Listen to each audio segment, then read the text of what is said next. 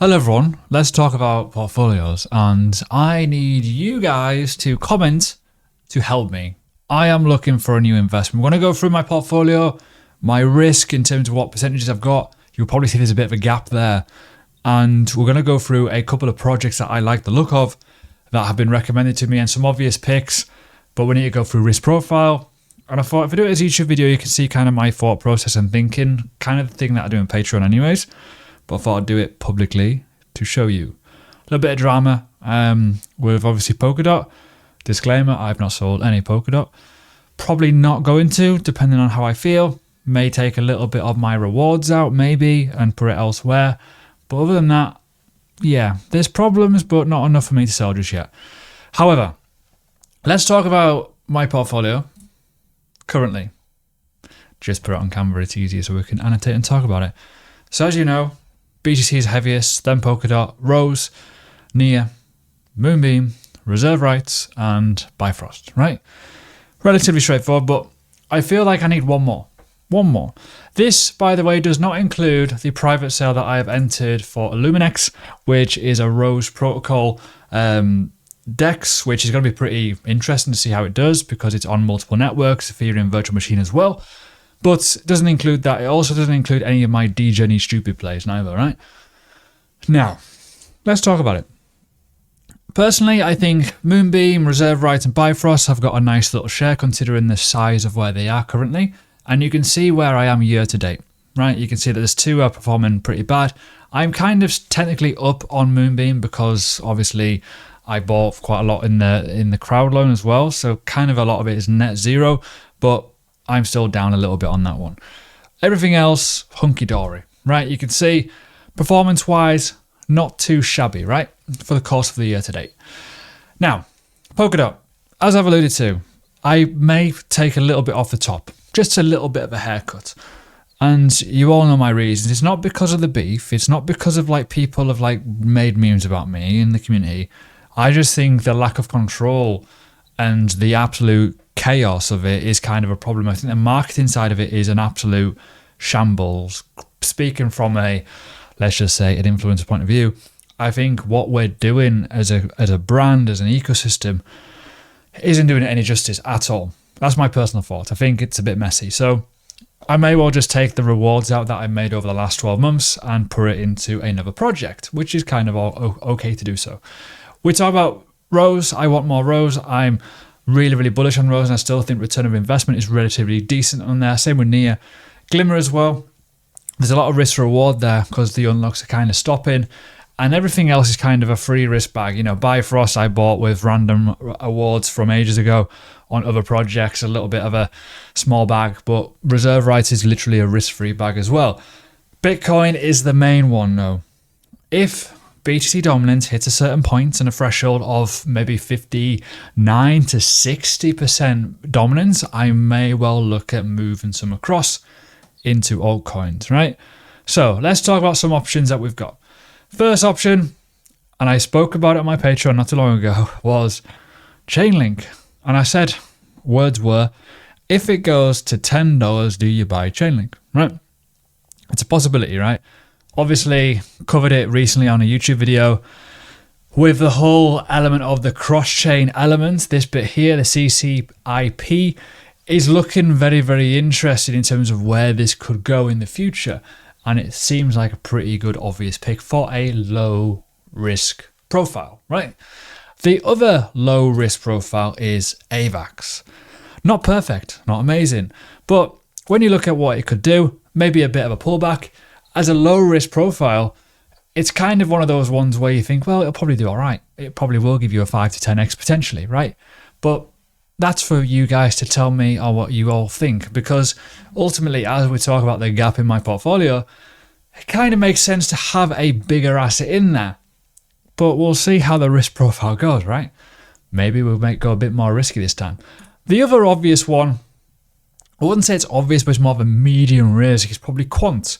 But Quant hasn't done very well since its first initial pump, where it pumped up massively in the all-time high. It did a massive pullback, and then it went on a second burst when I did a video saying don't buy this because it's going to come back down, and it did come back down quite aggressively. It kind of caught a lot of people out. pretty decent as a company. The foundation of it is pretty huge, but there's things about this that I don't like because of the central bank digital currency central bank digital, you know what I mean? Those, I kind of like, one of those things is like, do I really want to get in bed with something like that, which I personally have openly disagreed with in the past? But that's my opinion on it, right? So talk about that, probably more medium. The other medium one, and you may not have heard of this. I might butcher this. Is it Pife Network? We'll go with that. Now, this is a little bit different. It is an oracle.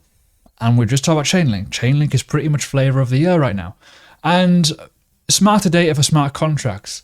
This is a blockchain oracle, right? So it's an alternative to Chainlink. So if I go near to Chainlink, I might go with this one because it's a lot different in terms of the ecosystem size.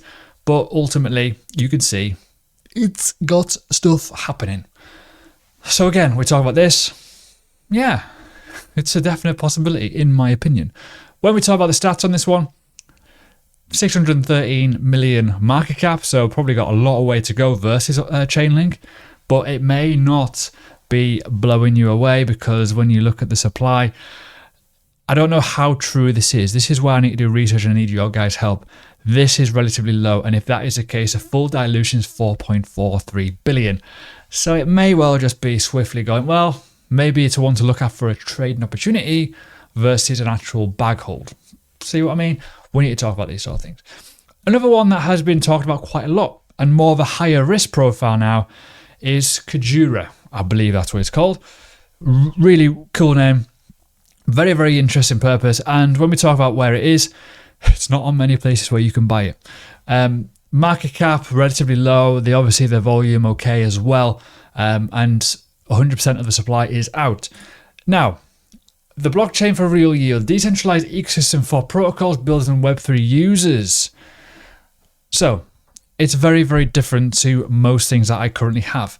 It's built with Cosmos. It's got a lot more elements to it in terms of like obviously interoperability, all that kind of stuff. But the thing with this is, and as I say, it's very much out there. And we talk about the roadmap and sort of stuff like that and what's obviously coming next.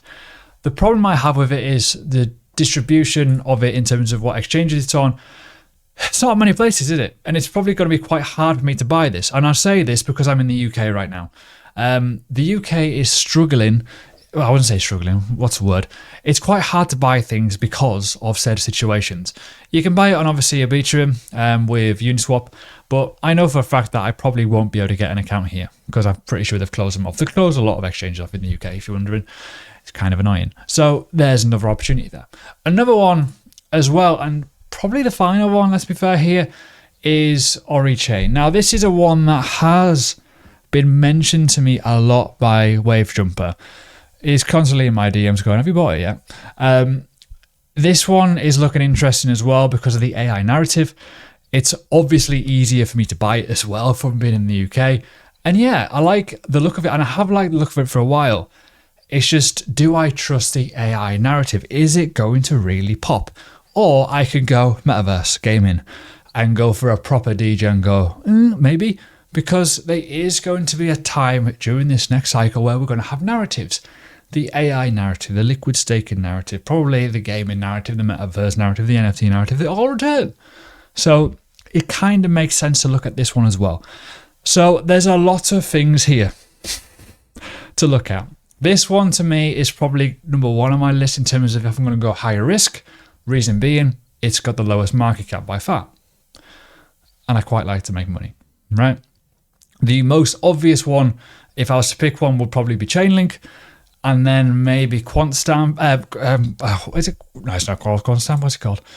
QuantStamp. That's bloody back in the day. You can show you how long I've been in this crypto space.